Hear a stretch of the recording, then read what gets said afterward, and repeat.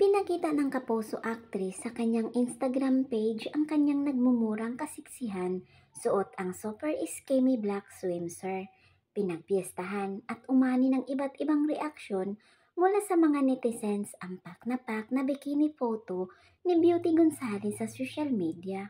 Ayon pa kay Beauty, wala raw siyang ibang mairirigalo para sa kaarawan ng kanyang asawang si Norman Crisologo, kundi ang kanyang sarili. Si ni Beauty, wala siyang ibang regalo para sa mister kundi ang kanyang sarili para sa kaarawan nito. Happy birthday, Bambi! Ang simulang caption ni Beauty sa kanyang IG post.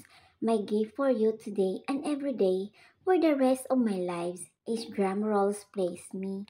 No return, no exchange, love you. Ang mensahe pa ni Beauty para sa kanyang mister.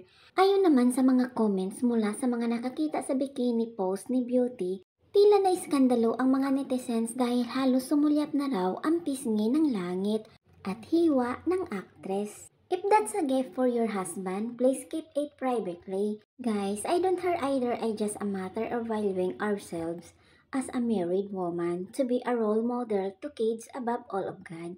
Created as one is thankful and woman.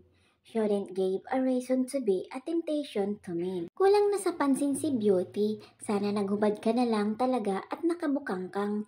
Patril ka pa sa pagsuot mo ng ganyan. Wala na bang nag-offer sa'yo ng project at gusto mo mapag-usapan ka? Iwan ba yan? Why always showing off yung hubad niyang katawan? And now, kasingit-singitan for what? Di ko siya gets, always to flaunt ba?